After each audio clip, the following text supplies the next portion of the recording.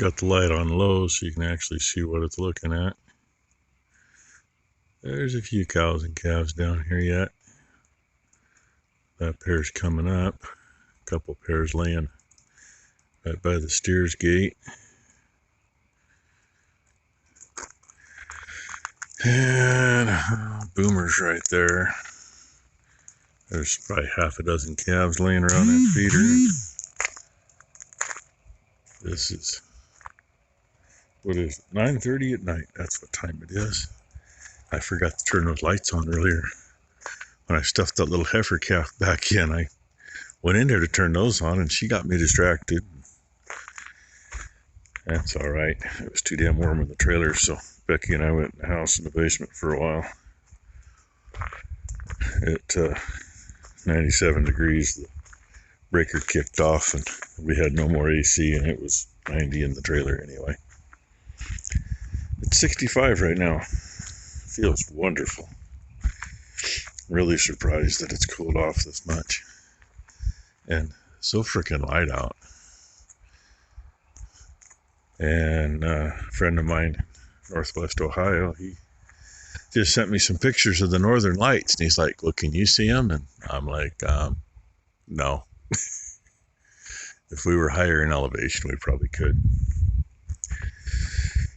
If Becky's dad were to go across the road from his house and up on top of the hill, you could probably see them. And yeah, here we have some more. And the camera's actually picking them up pretty good. Looking in the camera, I'd say those two are sparring. Not looking in the camera, I can't tell for sure. A couple little heads you can see through the crack over there. And I see some in the barn. We'll check on them. And old Minnie Moo in there, she got hay in the feeder inside the barn now since this one's empty. And she'll go from standing in front of that feeder for 2 or 3 hours to laying down for half an hour and then come outside for a little bit. Then repeat. I think at some point she'll get enough hay in her gut to push a calf out the backside. That ain't happening yet.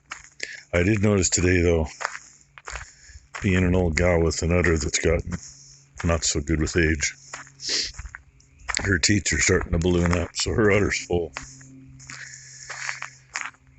Maybe her udder will get full enough and push a calf out, I don't know.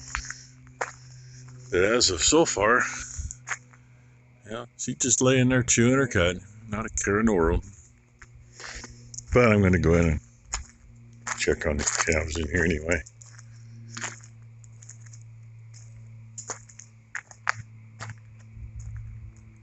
Coyote's about 2 or 3 miles that way. Probably about 2 miles that way. And about 2 miles that way. I don't know that you heard him, but I did. That's close enough. They can stay there. So hey, that's enough for tonight. We'll see what tomorrow brings. That'd be a little crier. And yeah, that's a little dew on her back. 50 degrees this morning and 97% humidity. Last few days, at least when it was hot, the humidity wasn't so high. It was 28 to 30. And today, I guess, is only supposed to be like 80 degrees. So, what you think, little girl? Yeah, standing there next to your mama like that. Like you guys are posing together. A little girl hiding behind her there. What? Are you sure? You watching? That's what you're watching. What? You don't gotta quit because the rest of the world starts watching you. Calf was watching you rolling around on your back. Oh, by the way, you don't look too mangy today. That spot boy's collar. You don't have a collar on either. Ty took the dog vacuum to the dogs yesterday. Anyway, get my feeding done. And it ain't quite really sunrise yet. I mean, use your imagination, but it's really not there yet. Oh, Brent called me out for not doing heifer talk yesterday. I did actually do a clip, and I got to rambling too much and got way off somewhere in outer space, and it was like 8 minutes, and I'm like, no. And last night when I went to feed, I thought, okay. And then I didn't. So we get to see Brent's brat, because she's trying to force me to pick her nose. And one of Ty's brats. Oh, another one of Ty's brats right there, but younger. There's one in the middle, a grown girl. Oh, there's Cowboy in the middle of the screen, standing right beside Ruby. And yeah, some of these girls were outside. Not everybody. Probably most of them, though. A little wet this morning. Yeah, you have a wet ear. It's like somebody sucked on it, but they didn't. So anyway, who wants breakfast? Sapphire, do you want breakfast? Do you want breakfast? Yes or no? Yes or no? You want breakfast? Huh? Make me pick your nose with my thumb now, huh? I can grab your nose, drag you around. Probably get flipped up over your head, huh? Okay, well, Sapphire wants to eat, so I guess I'll be nice and let the rest of them eat. How about you, huh? And you, God knows you want to eat. Yeah, you're going to tell me about it. So, anyway. Oh, good morning, sir. Good morning, sir. You do want some breakfast, right? Huh? Come here. Not going to make me pick your nose like she's doing? I got your ear. Huh? Okay, I will feed you then. Get this done, and I don't know what to do, honest. I do need to go out and open a couple of gates. Well, open a gate. Try to get some power to another one. And let the cows have a little more. And we do need to... you can't see them with... It's bright, it's not that bright in here, but right there we go. Need to open those panels up and then hope these girls don't find a hole in the fence someplace. The bad thing is our line fence hits the creek. There's a stretch along the creek where we can't do anything because the creek actually goes over the line. And then our line is on the other side of the creek where we really can't get to do anything. And with the government bullshit, we did end up going through and putting a 4-wire barbed wire fence in there. We can't get power to it or anything. But that way, at least when if something did get across the creek, because they can cross it, but they really never do through there. Never have.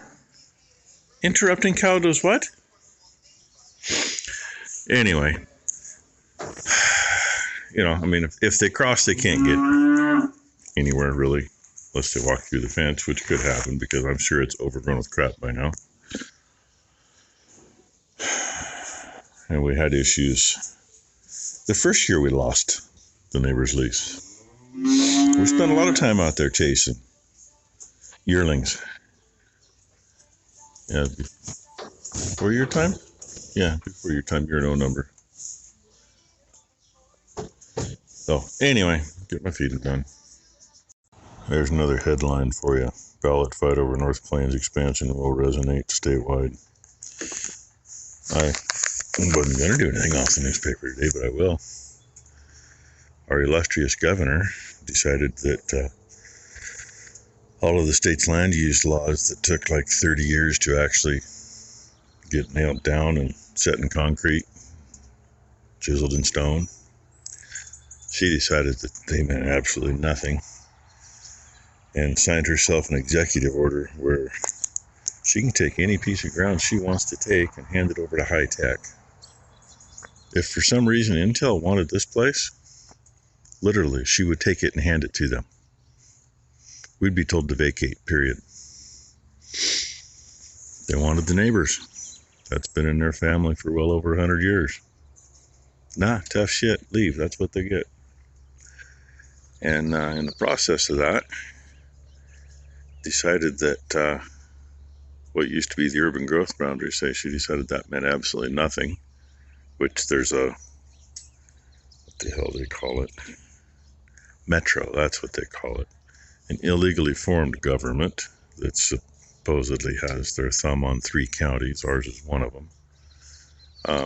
They've been switching the urban growth boundary around since they were formed. And now we got to pay taxes to them, but we don't have any vote on what they do. Why? Because we live like 10 miles too far out. But they control clear to the top of that hill. And they're the other direction. Anyway, big developer wants to do a bunch at North Plains, which North Plains is about 20 miles north of us, a little over 20 miles, right along Highway 26.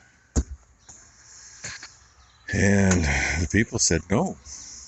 Well, up until recently, if they were going to do anything like that, the whole town got to vote on things like that, and not now. So, yeah, like it says, it's going to resonate through the whole state, because there's other towns that are going to have issues with it. That's what happens when libtards are in charge, right? Reasons to always check fence. I don't remember seeing that one hanging there like that. Doesn't mean anything. One of the hooks is broke off that insulator, and the rest of that line's all pin on, and that one, obviously the pin on must have been broken and got changed to whatever was in a bike. So Ty's getting an insulator for that. She's getting ready to come out. Hopefully she can get out here, and they are chomping at the bit. So I'm going to go see if I can do a quick bypass over here, because the one that splits the 3/4 piece from the east hayfield has a short somewhere. I don't feel like knocking a whole bunch of grass down to find it. We don't need juice down that way. But that juice is what gets the gate that blocks the end of the lane off. So I'm just going to jump power from somewhere else. There's what I did. I like these for hooking gates. Reason is, most of our gates are 2 or 3 wire. We only need power to 1. You connect them together at the other end. And these things, you don't have a bunch of crap to do. You just do it. But now the fun part. I'll knock some grass down around here. Just running my foot underneath it. And I passed the bike and didn't grab what I needed. Go figure.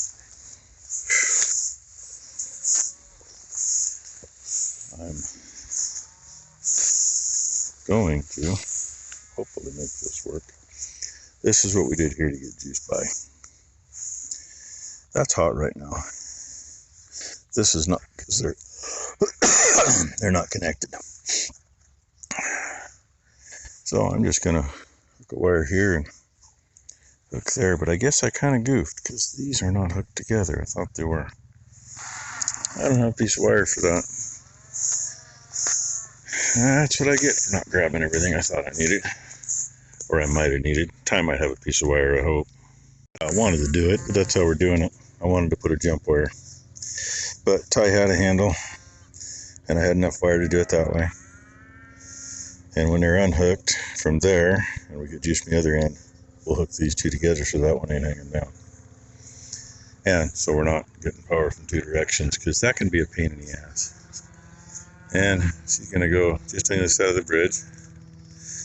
On that side, there's a wire gate handle there to hook up to get power this way. And I'm going to check this. Let's see what we got. And then we'll let them all up here. Yeah, I finally got her to open the gate. So half the calves are running toward the barn because the steers are running. And I don't know if the cows are going to make it up here or not. I'm hoping they do while I'm here, because I got to remind them that there's a gate here. Otherwise, they'll be out there. I don't need them out there. That's looking pretty good so far. Don't look any worse than last year, anyway. That's half the battle. And she's going to go back and get all the calves and get them here so they can figure it out. Sometimes calves will cross the bridge, and especially if they see cows up here where I'm at, and they'll go through the wire into that piece until they figure it out. But dang, they really aren't coming up. They'll figure it out, I hope. 111J, I thought she was going to eat me up for a second. She came from in front of me and literally ate grass out from underneath the foot peg that my foot is sitting on. I wasn't quick enough to get the camera up. Once I got it up, she moved. But baby's got it figured out, I hope. Now she's going to sneak around me. And I think Ty's got the last couple of calves probably got the lane, so I'm going to start sneaking my way around the edge and hopefully not create a stampede the other way. I forgot Becky was going to hand spray the long hair. All that stuff was up into the wires good, but it's good enough now, and Ty did the other end. We met right at the end of the barn, so now that can get hooked up and it'll be hot. Now we just got to get the one that comes down the hill to the creek done and get it hooked up, and then they can go out. Got a little pile. Ty's fixing up by the feed barn. That stupid plastic rope was burnt through in a spot, so I didn't have any juice up there. And she's going to get this checked, but I got to get this part of it cleared. Oh, I missed one right there. What do you know? That one. Yeah, you're supposed to not have anything within 10 feet of the fence so we don't have any issues. And all this stuff is what was planted. So, you know, when you plant it that close, actually right here, property line's right here. And somehow I got to get to the very end to make sure it isn't shorted out there, which is on the other side of that tree, and I can't get there from here. Probably can't get there by going around anymore either. Gotta love it. Government bullshit. Yay. Well, that's as cleared as I'm going to get it. Can't get over to cut that. Yeah.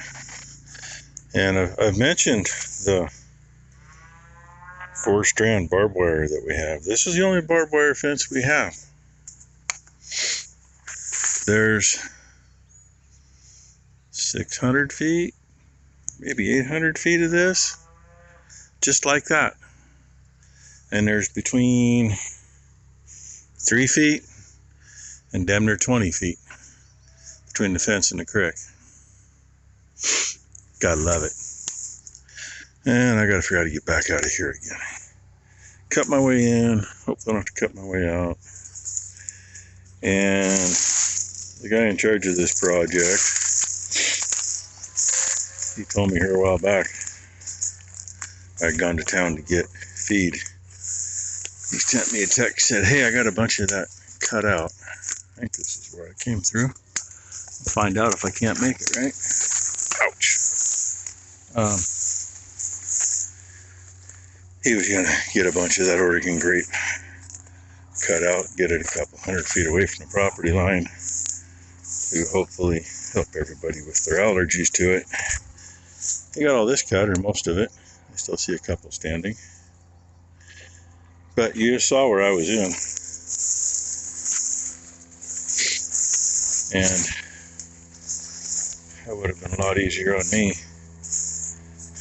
if he'd have walked back in here and got all the stuff that was physically on the fence. But it's done for now. I think we're going to probably come down here and spray a little swath. You know, blackberries and everything in here too.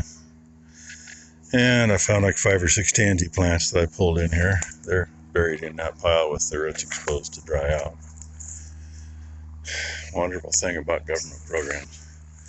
Not only did they, in the original program, which at that railroad tie, there was a fence that went literally right where I walked through there.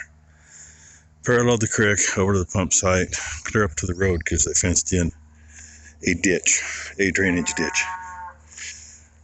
It's dry half of the year. Then they're all, I don't know why we put that in the program. That doesn't qualify. By that point, they'd already been paying the people for 15 years on it. And all this is a different program.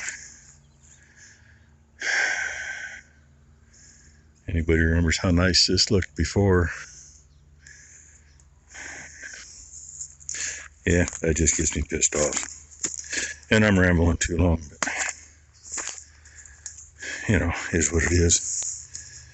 And should steal our wire back, since every single one of these long insulators is broken off now. Anyway, like I say, it is what it is. Should have leaned on them a little harder when we tried to buy it 40 years ago. And I haven't mentioned it before, but I'm pretty safe to do it now because this is all gone without being irrigated long enough. There's no longer any irrigation rights on that for them. After we spent damn near $20,000 to make sure that we could keep it irrigated, because they were all concerned about it. Didn't want to lose the right because we'd gone 1 year without flowing water. Anyway, I'm back to the bike. And Becky and Ty are both right up there trying to figure out why wire was screwed up. Iceman, being a dumbass, he had to run all the way over there. Blue's going to come out here to discourage everything. But hey, here we go.